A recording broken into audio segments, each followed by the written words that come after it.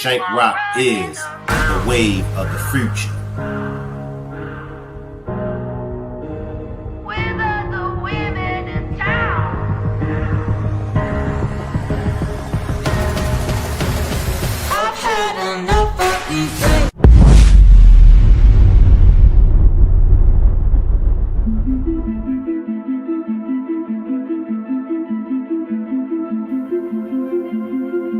The diagrams that I have up, where did this go wrong at? Remember, we didn't know this happened to her. Okay. But that's in the trial. There's nobody on a jury that's going to watch these tapes.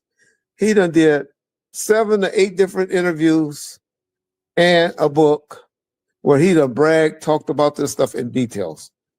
Around 3 o'clock that morning, I got random text messages and it was just pictures of her and the little girl. I thought it was strange.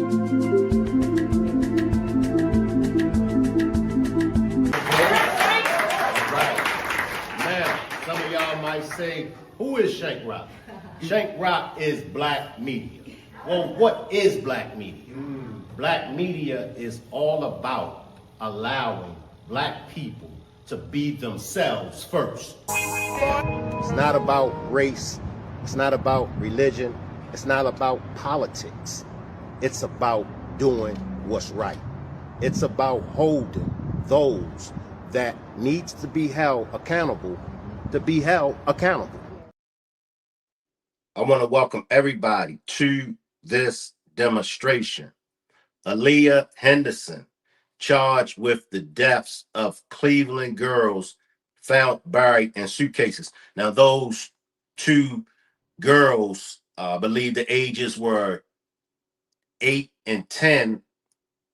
They are her daughters. They have set a $2 million bond, which, in my honest opinion, I don't think that she should have been given a bond, period. I do know that they are, pushing for more of a mental illness case, and, they tested her IQ, and all those type of things, to me, is just BS. All right. Salute to the chat. Salute to the replay gang. Salute to my moderators. I see you, Demetrius. For me, when it comes to these parents, it's no excuse. It's no excuse for a parent to take the life of their child.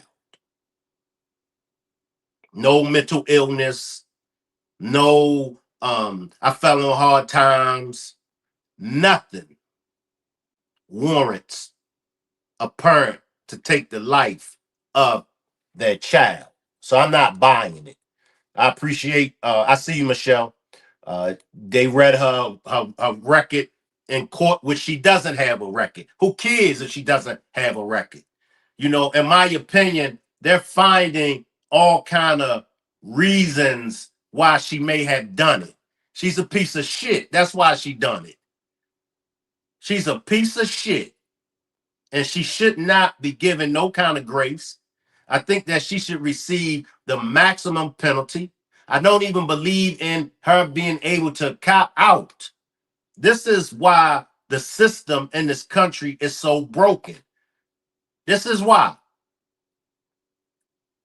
The punishment for these crimes is not the punishment is a joke, because we all know what she's going to do. If she doesn't try to take the insanity route out, she's going to cop a plea. And they're going to come in and they're going, because this is what they're going to want to know. This is what everybody wants to know. What would make her take the life of her children? Let's stop right there. Who cares? Who cares what the reason is? All we care about and all we should care about is she took the lives of her 2 children. Well, yeah, Shank, but the father, I don't want to hear nothing about the children's father. The father is nowhere around the scene of the crime.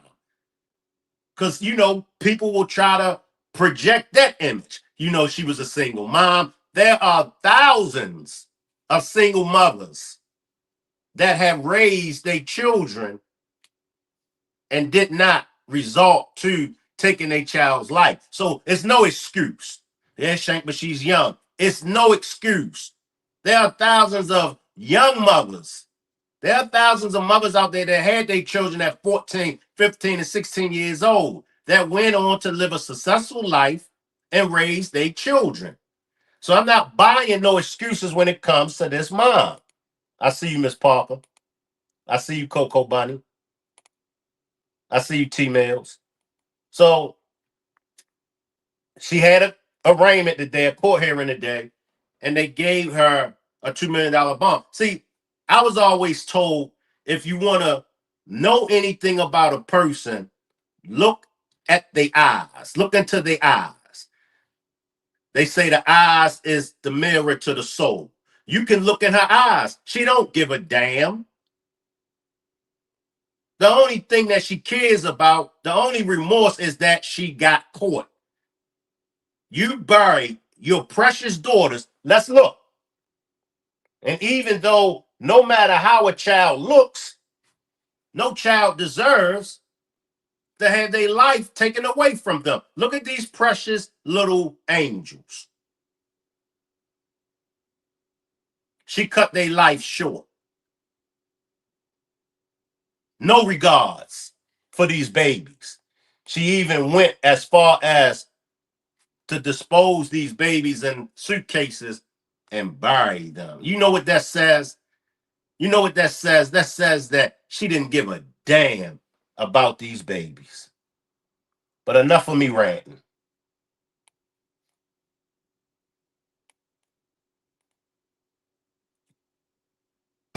Breaking news, a $2 million bond for a Cleveland mother accused of killing her two young daughters and leaving them dead in suitcases. Aliyah Henderson just left the courtroom. 19 News reporter Katie Tursek is live outside of the Justice Center. Katie.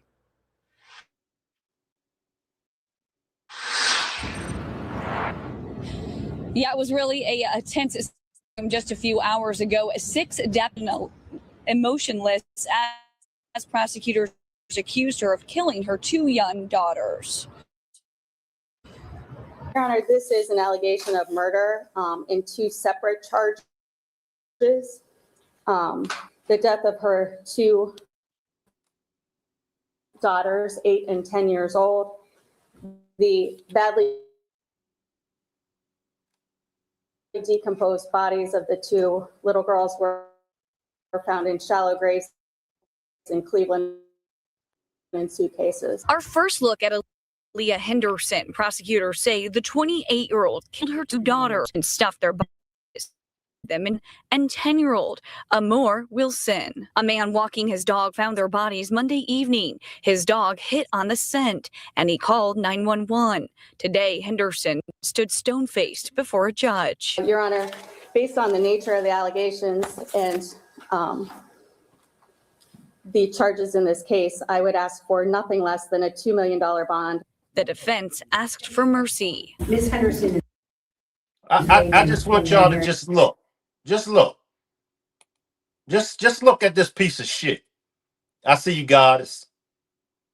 I see you, Tanika. I see you, Goddess. Look at this piece of shit, man. And she was given a $2 million bond.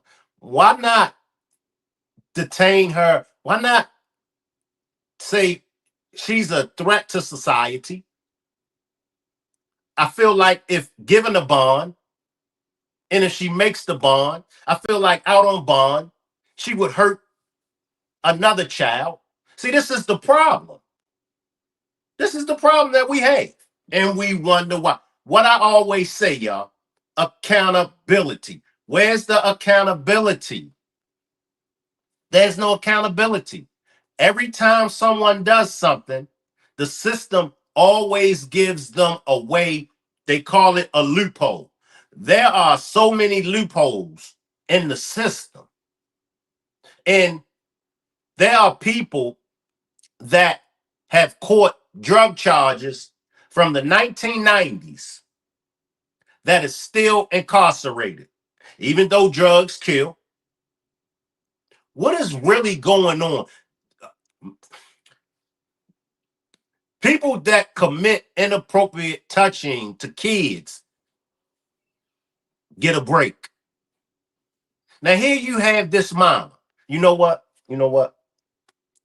Let me just let it finish. On both cases, and I asked for the most reasonable bond you can give her. She's looking for a job and she has a place to live, and all of her life is spent in this area. The judge noted Henderson has no prior criminal record. Ultimately, he agreed with the prosecution. See, that's the problem right there. And I know what y'all gonna say. And not just one person. Many of y'all have said to me, Shank, the local elections is what counts. I can't tell. I can't tell that the local elections count. My Joy says no emotion in her eyes, shaking my head, sick in the head. Yes, because it's always we gotta get the right judges in. Well, come on now. Where are the right judges? Are we going to continue to be blind? Are we going to continue to be dumb and stupid to the system? It's an excuse for every bullshit. All this bullshit. See, that's why you got to vote in the local elections to get the right judges in. How long have we been saying? Well, not me, because I don't say that shit. But how long have y'all been saying that? This is a prime example. This judge feels sorry for this piece of shit. She was trying to get a job. You got to be kidding me, man. You really got to be kidding me. Now, the dad, and I'm going to go to the dad. The dad, one of the dads have been trying to get custody of one of his daughters, well, one of the little girls for, I believe, 4 years. The last 4 years. But this piece of shit kept moving. I see you, Sean. This piece of shit kept moving. But guess what? I promise y'all, that won't come up. And it didn't come up today in her hearing. Why they didn't mention that? But I can promise y'all, they're going to find some way to put the blame on the dads. If I could have just got some help, I had to raise these 2 kids on my own, and life was getting the best. That's bullshit. I am so tired of this bullshit, man, of no accountability. I watched this story last night and it instantly dropped my energy. The mom has no life in her eyes. You can see the demon on her. And that's facts. You could see it. Thank you for that comment, Coco. You could just look at this piece of shit of a mother and say, damn. And I know, but Shank, who are we to judge? That's the problem. And I'm going to stand on that. That's part of our problems. We won't call people out on their bullshit because we believe the narrative. We believe all kind of narratives. We brought into all the bullshit narratives. There's 3 sides to every story. That's bullshit. There's 2 sides. Now, there's 3 sides if it's 3 people involved. But if it ain't 3 people involved, if it's only 2 people involved, there's only 2 sides of the story. Somebody's right, somebody's wrong. But these are the bullshit narratives that we buy into. All these narratives prevent us from taking accountability. All these false narratives prevent us from becoming better people. So when we should be judging our friends, when we should be judging our family members, we sweep it up under the rug because we brought into the narrative only God can judge. That's bullshit. That's bullshit. And I got to give her the funky asshole award. You took them baby lives because your life ain't shit. If that was the case, you should have took your own funky ass life and let them babies live. But nobody don't want to hear that. Piece of shit. Of the allegations, as well as my concern for the safety of the public, we will deal The bond will be $2 million. Ms. Henderson, work with your attorney, go to your hearings, and fight for your innocence. Today, this memorial where the girls were found continues to grow. Candles, flowers, teddy bears, all left for two little girls who a community is mourning. She knew exactly what she was doing, y'all. She knew exactly what she was doing. She killed them babies. The autopsy reports haven't came back yet, but she killed them babies and she tried to bury them. Why? Why? See, that lets you know that she's not suffering from no mental illness. That lets you know, I don't care how low her IQ is. She knew exactly what she was doing. She knew exactly what was going on. She killed them babies and she buried them in suitcases to try to hide it. Now, if she was suffering from any kind of mental illness, she wouldn't have done that. I know there's somebody out there, but Shank, you can keep your butt. You can ram your butts up your funky asshole. I don't want to hear no buts. This is a case of a funky ass piece of shit mother. Nothing more, nothing less. You took them baby lives because your life wasn't shit off of the decisions that you made. You made some jacked up decisions that left your life jacked up. So now you want people to feel sorry for you. Let me find this clip of the dad.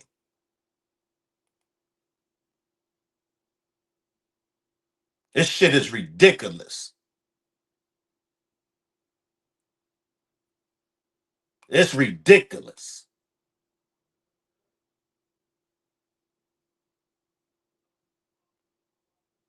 And the best she could do is stand in front of the cameras, stand in front of the judge looking stupid.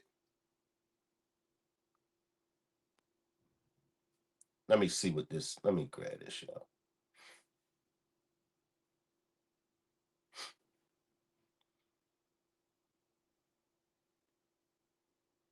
We need a small business loan fast. I got this. Loan cannon! Whoa. There's a We begin today with information on a disturbing discovery. Hi, everyone. I'm Brian Duffy. And I'm Nicole Versansky. DNA confirms the two young girls found buried in suitcases are related. Outside to bury it on this case, Brittany. Yes, Brian and Nicole, the medical examiner's office confirming today that those two girls are in fact related. They're actually half siblings, meaning they have either the same father or the same mother. A councilman stood in front of cameras and said, "What kind of monster demon would do this to two children? Just throw them away garbage." What kind of monster demon would do this to two children? Just throw them away like they're garbage. No, not here. And the whole city of Cleveland went quiet because nobody had an answer. Nobody could explain what happened on East 162nd Street. Nobody could explain how two little girls, two children who shared blood, ended up where they ended up. And the more this story came out, the harder it became to sit with. This is one of those cases that stops you cold. Two children, two suitcases, a wooded lot next to a school, a community waking up to find out this happened right where their own kids walk past every single day. We are going to walk through everything we know. We are going to be straight with you the whole time. And by the end, you are going to have questions, big ones, because this case is still unfolding. Collinwood sits on the east side of Cleveland. It is a working-class neighborhood, real people, real community roots. Kids play outside. There are schools, playgrounds, the kind of streets where a man walking his dog at the end of the day is just a regular, ordinary sight. That matters, because this story starts exactly there. Nobody woke up that Monday expecting what was about to be found. Nobody had any reason to think that just off Midland Avenue near the intersection of East 162nd Street, in the wooded patch behind Saranac Playground, steps from Ginn Academy, something had been buried. Not something, someone. Two someones. This wooded area is not some remote location. It is right there in the neighborhood, near a school, near a playground, in a place where life happens every single day. That detail alone tells you something about whoever put those children there. It was a dog that found them.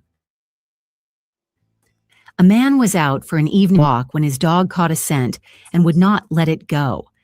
The man investigated and found a suitcase, partially buried, pushed into the dirt at the edge of that wooded area. He called it in. Police responded. And when they opened that first suitcase, they found the body of a child inside. Let that land. Are y'all watching what I'm watching? Are y'all watching what I'm watching? I see you, Passion B. I see you, 80s, baby. I see you, Nikki Benz. Like when you just gotta you gotta really catch yourself, because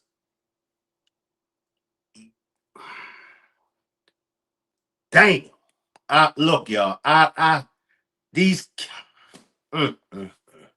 let me just let it play, y'all. My bad. Let me let it play, y'all. Officers immediately expanded the search.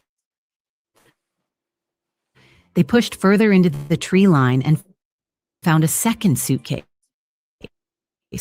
also partially buried, also in a shallow grave, child's body inside. 2 suitcases, 2 children, same location, same. Oh, so the question is, who are these children? Police too of name, nothing to immediately tell them who these little girls were or where they came from. The Cleveland Police Homicide Unit launched an intensive investigation. They canvassed the area, pulled surveillance footage, and worked around the clock. Then DNA testing changed everything. The results confirmed the 2 girls were at least half-sisters. They shared a parent. They were family, and they were found in the same patch of dirt, buried the same way. One was believed to be around 8.5 years old, the other around 14. Ain't gonna lie, those ages hit different when you actually sit with them. An 8-year-old still losing baby teeth, a 14-year-old thinking about high school. Chief Dorothy Todd said it plainly. There were 2 young lives with their entire futures ahead of them. It's so easy to become a podcaster with Riverside. First, go to Riverside and open an account when you're ready to record. The community around Ginn Academy did not wait for official statements to feel the weight of this. A small memorial grew near the site. Flowers, a quiet refusal to forget. And while the community was grieving, detectives were already moving in a very specific direction. All of it was pointing to a house right there on the 700 block of East 162nd Street. The same neighborhood where those girls were buried. How did we get here? That is exactly what we get into next. Less than 48 hours. That is how long it took the Cleveland Police Homicide Unit to go from finding 2 children buried in suitcases to putting someone in handcuffs. And when you hear how fast this moved, you start to understand just how much work was happening behind the scenes in those hours. Let me tell you something. Detectives were not sleeping on this one. After the bodies were recovered, investigators fanned out across the Collinwood neighborhood. They knocked on doors, talked to residents, reviewed whatever surveillance footage the area had, and bit by bit, the picture started coming together. The canvassing, the witness accounts, the footage, all of it kept pulling them back toward one address, a home on the 700 block of East 162nd Street. Now think about that geography for a second. The spot where those 2 girls were buried, that wooded area near Saranac Playground. It was barely a half block away from Ginn Academy, and this house that investigators were now zeroing in on, right there, on the same street, in the same pocket of the neighborhood. Anyways, detectives built enough to get a search warrant, and when they went into that home, what they found stopped them in their tracks. Inside that house was a child, alive, a 3rd child who appeared to be in good health. Wow. So now investigators are standing inside this house, and they have 2 little girls in the ground not far away, and there is a living child right here in front of them. That child was immediately taken out of the home and placed into the custody of Children and Family Services. The details of who that child is and how that child connects to the 2 girls who were found in those suitcases have not been officially confirmed, and that is something we are going to stay on because it matters a lot. But Wow. So a third child was found but was unharmed. I see you, Big Mama. Appreciate this super sticker, Michelle. A third child.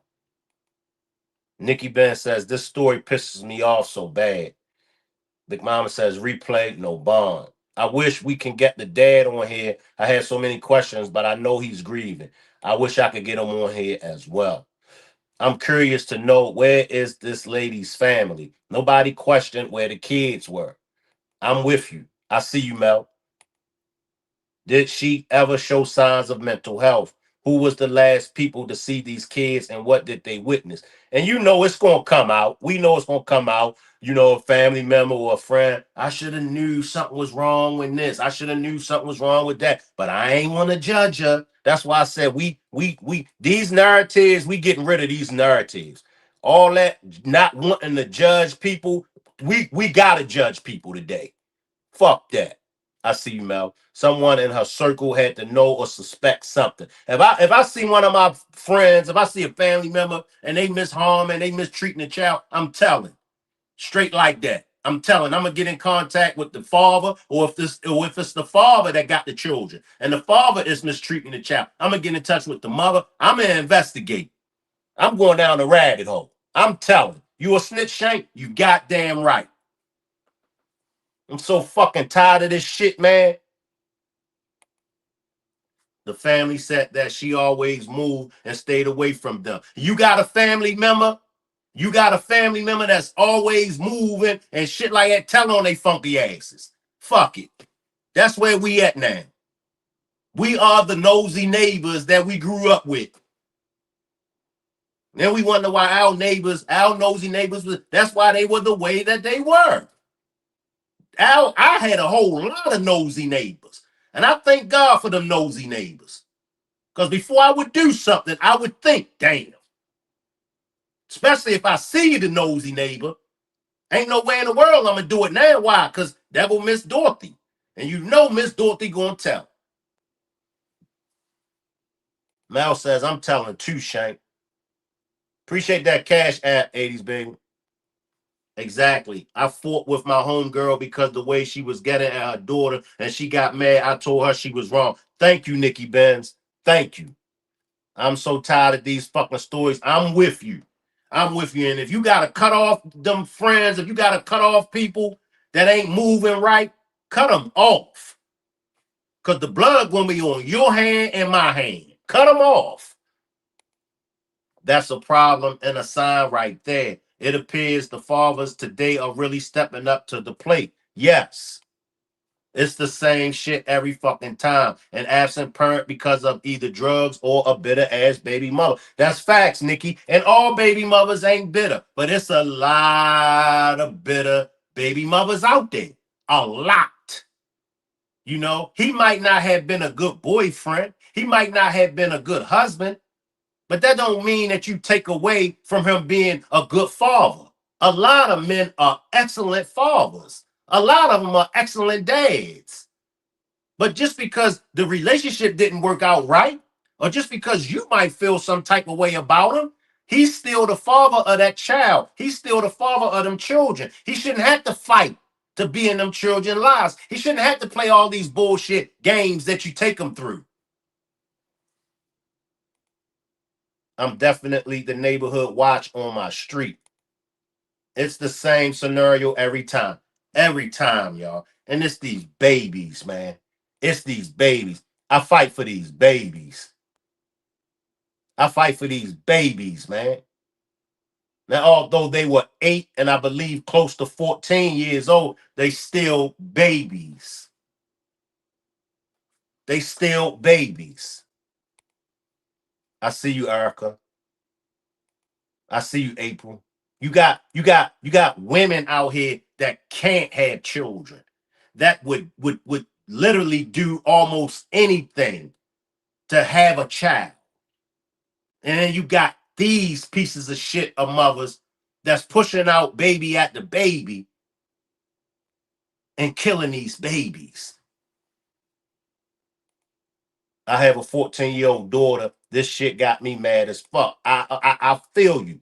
And if you don't want the baby, get a baby up. Get a baby to the father. Or if the father got the child, get a baby back to the mother. Do something. But don't take these babies' lives. Moving on, because there is more to what was found in that house. Investigators spent hours inside that home. Neighbors watched as police moved in and out, carrying evidence. One neighbor, who did not want to show her face on camera, said exactly what a lot of people in that community were feeling.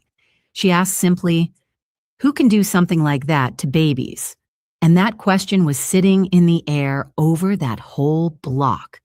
Because while police were processing the scene, they were also closing in on a specific person, someone connected to that address, and it did not take long. Cleveland police investigators spent hours taking evidence from a home here on East 162nd Street in the Collinwood neighborhood. This is across the street from where the two girls were found in suitcases buried in shallow graves. Part of the investigation led us to this home, and it's been nonstop, ongoing investigation. Our homicide unit, it's often not said, but they have been working around the clock in this investigation. Cleveland police say a person of interest has been brought in for questioning involving the two young girls buried in a field next to Ginn Academy. The community has been trying to grip this heartbreaking discovery that was made on Monday evening. We spoke with a neighbor who lives close to the home investigators searched. She did not want to show her face. I was just shocked. Like, that's like crazy. Who can do something like that to some babies? Councilman Michael Polensik says he wants accountability for whoever did this and justice for these girls. What kind of monster demon would do this to two children? Just throw them away like they're garbage. No, not here. Not in Collinwood. No, that don't happen. We're not going to put up with that. We want a resolution. We want these two children. There's got to be justice for these two kids. A somber reminder of where the remains of the girls were found. This small memorial showing that the community will not let them be forgotten. This obviously is difficult in terms of the ages of the victims, and it's no secret that it touches our hearts. Our officers are human just like everyone else, and they're their parents, their grandparents, and it affects them as well, which is, it goes to say that they're committed to resolving this as quickly as possible. Her name is Aliyah Henderson. Look at this piece of shit. She was given a $2 million bond. Look at this piece of shit with all that fake shit that she got on her. I don't give a fuck. I don't.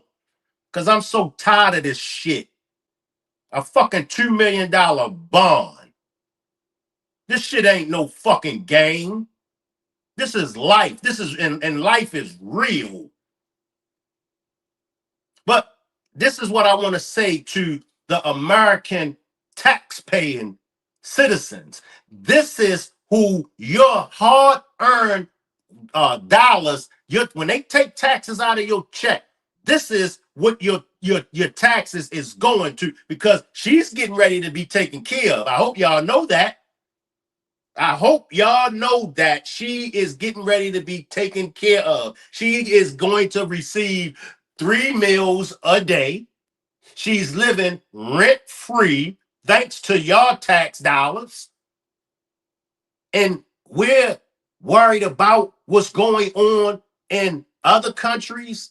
We're so quick to talk about uplifting and fighting for people in other countries, when the last time I checked, our country is just as jacked up as any other country. Y'all don't know how mad I am sitting up here, man. Y'all really don't know. Well, maybe y'all do know. I am tired. I am sick and tired of the bullshit. I am.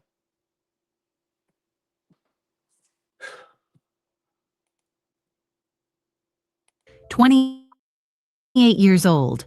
Records show she was booked into Cuyahoga County Jail on charges of murder and child endangering. Neighbors told reporters that she lived at the East 162nd Street home, the same home that investigators had just spent hours searching, the same home where that surviving child was found. It is what it is.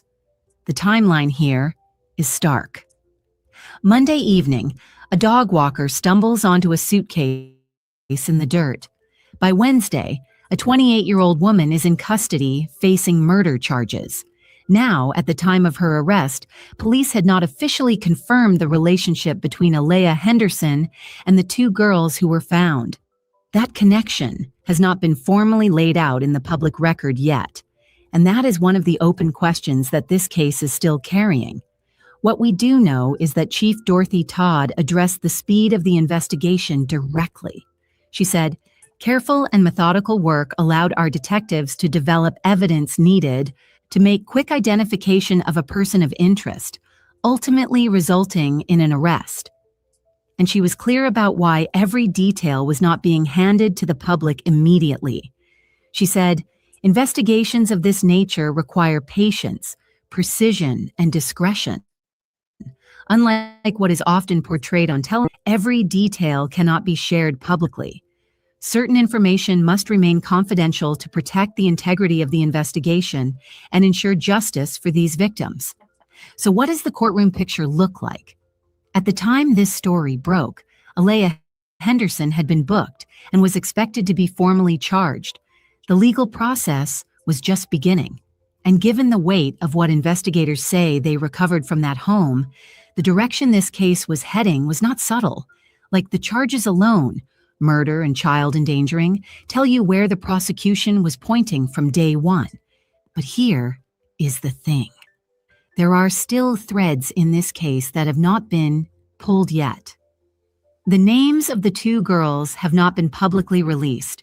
The exact nature of the relationship between Henderson and the children has not been confirmed on the record, and the full picture of what happened inside that house and when is still being pieced together. I said what I said.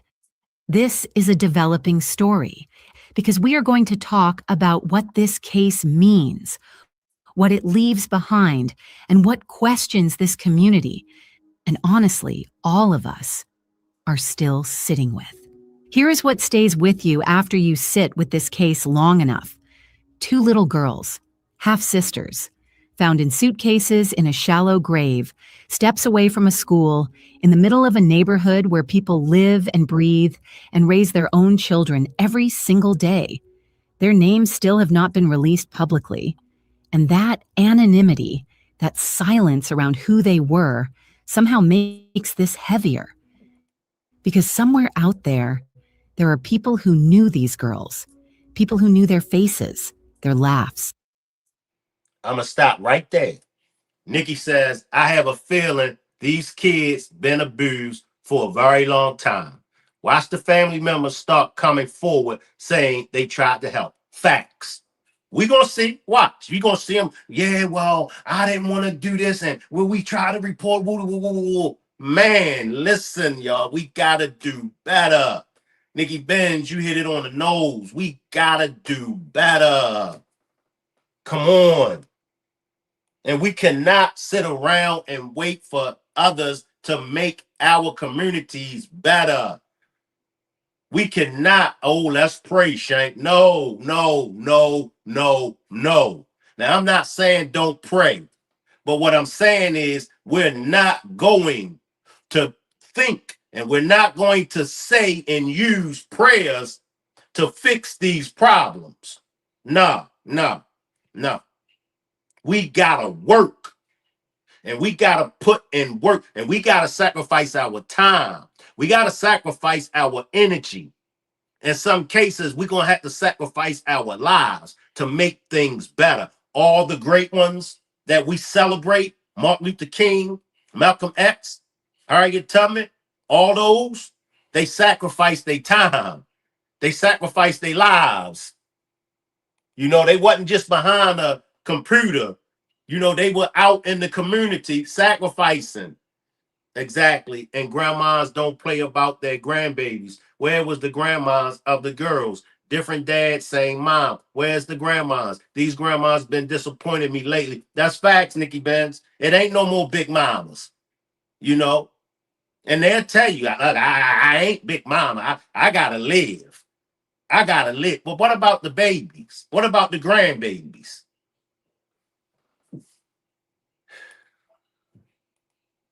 What they liked to eat, what made them smile. And those people are carrying something right now that most of us cannot even begin to imagine. Damn. Around call away. They showed up. They laid flowers.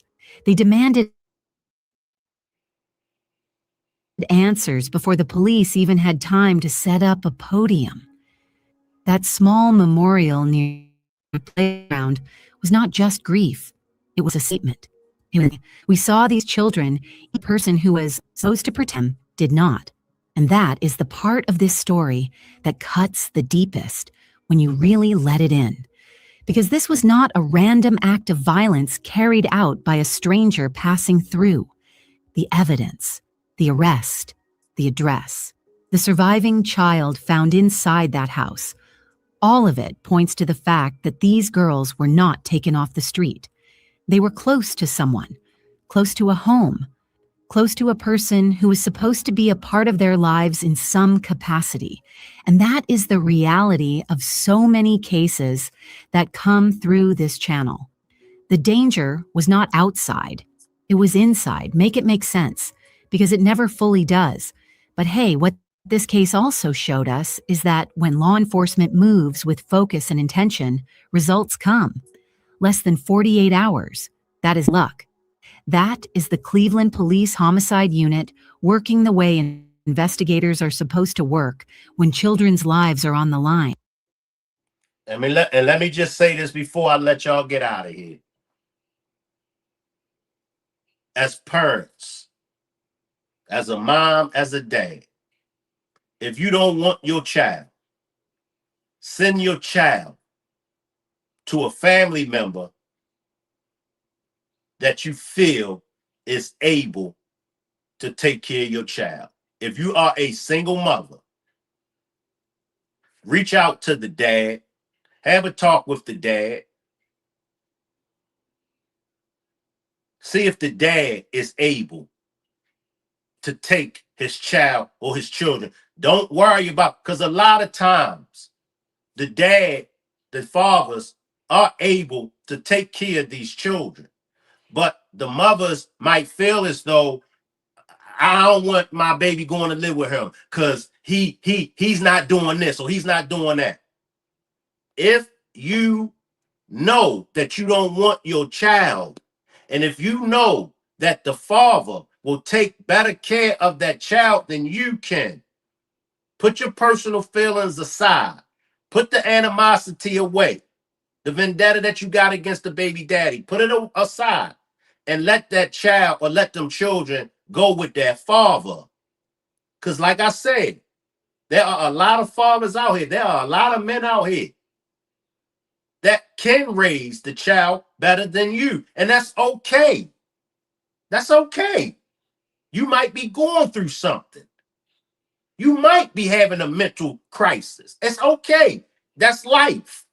None of us are perfect. I'm not perfect. But if you knowing that you having these issues and you knowing that it's a strong possibility that you could harm the child or the children, do the right thing. Let the father step in. Even if it's not to take the children, but if the father could just step in to help you out, let that father step in and help you out how he can help you out.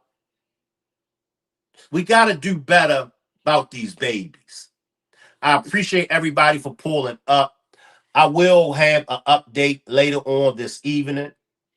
Salute. I'll leave the chat running and you all can hang around. Salute, everybody.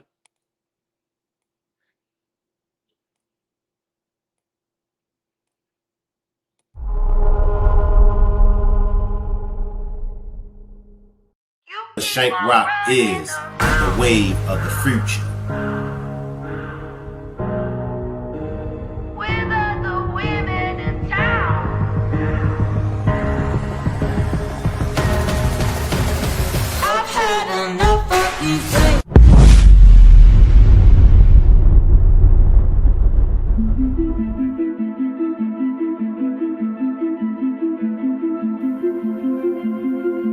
The diagrams that I have up, where did this go wrong at? Remember, we didn't know this happened to her. Okay. But that's in the trial. There's nobody on a jury that's going to watch these tapes.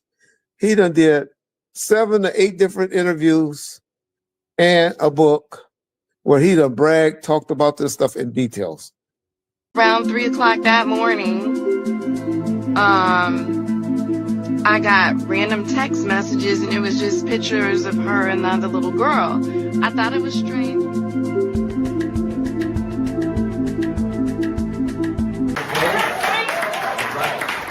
Now, some of y'all might say, who is Shank Rock? Shank Rock is black media. Well, what is black media? Black media is all about allowing black people to be themselves first. It's not about race. It's not about religion. It's not about politics. It's about doing what's right. It's about holding those that needs to be held accountable to be held accountable.